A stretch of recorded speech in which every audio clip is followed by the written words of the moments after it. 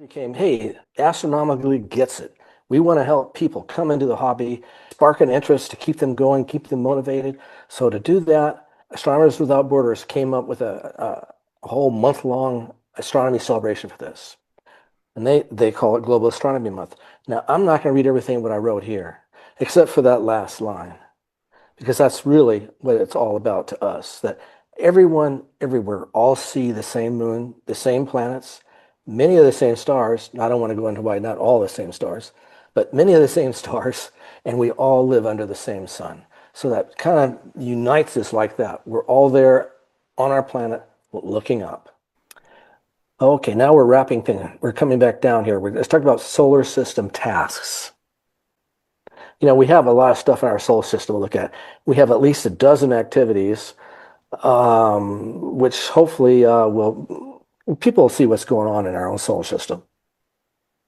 Changing sunrise and sunset locations. Because our Earth is tilted, and as it orbits the sun, it results in the sun rising and setting at different spots along the horizon, spending more time or less time in the sky as in other times of year. In the northern hemisphere in April, the sun spends a little more time in the sky than it does in the say in the winter time skies. So this kind of shows you want people to go out and draw the little horizon line going from east all the way south and west, maybe northwest, and put a little X on the first part of April where the sun pops up above the horizon. Don't ever look at the sun, but put an X there and the date. When sunset occurs, do the same thing. Put an X in the date. And you'll see in the month of April, from the northern hemisphere, the sun rises a little bit further north than it did each morning than it did the morning before. And it sets a little bit further north for the same reason. Southern hemisphere, things are reversed. So you have the sun now not setting quite as far. Well, it's setting a little bit further south and rising a little bit further south each day in April in the southern hemisphere. So this activity, I think it's really good for clubs to try this on their own, because members, I bet you if you talk to people about this, the average person, about sunrise and sunset locations, a lot of people aren't going to really know about it because they haven't really thought about it and they haven't really seen it because it's not part of their world, but it should be. This is one activity which I think is a big hit, and anybody can do it. Anybody can do it on the planet. Of course, you got to have some clear skies to do it, but you'll try it and you'll see. Now, I like this one. I like this one. Seeing some of these phenomena right near sunset, the alpenglow, the belt of Venus, and Earth's shadow. Well, what is alpenglow? Well, alpenglow is due to the back reflected sunlight or refracted sunlight through our atmosphere as the sun drops closer to the horizon, which is why the sun sets red. But it's cast on a high peak, for instance, on the eastern side of the sky. So right at sunset, that's why if you're in the mountains, you can see the tops of the mountains glowing orange. Looks pretty cool.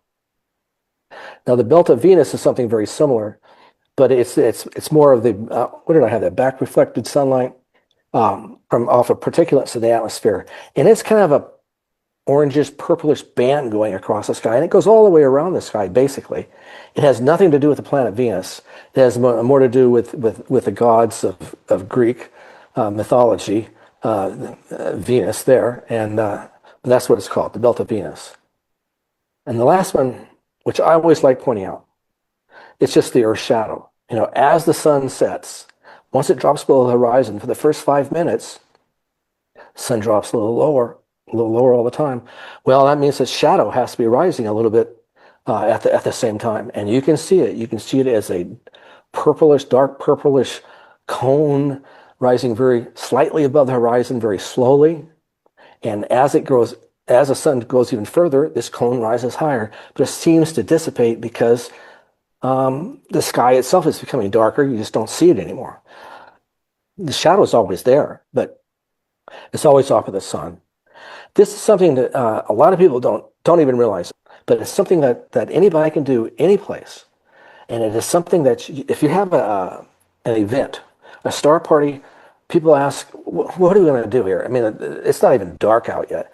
It's going to take another 40 minutes for us to start seeing stuff in the sky. Well, here's one thing that you can talk to people about. When the sun sets, you can start seeing these things. You can explain to them what's going on and that this is due to the fact that we live on a round planet that blocks light, sunlight. And our atmosphere doesn't, though, so that's part of it. Why do we do this?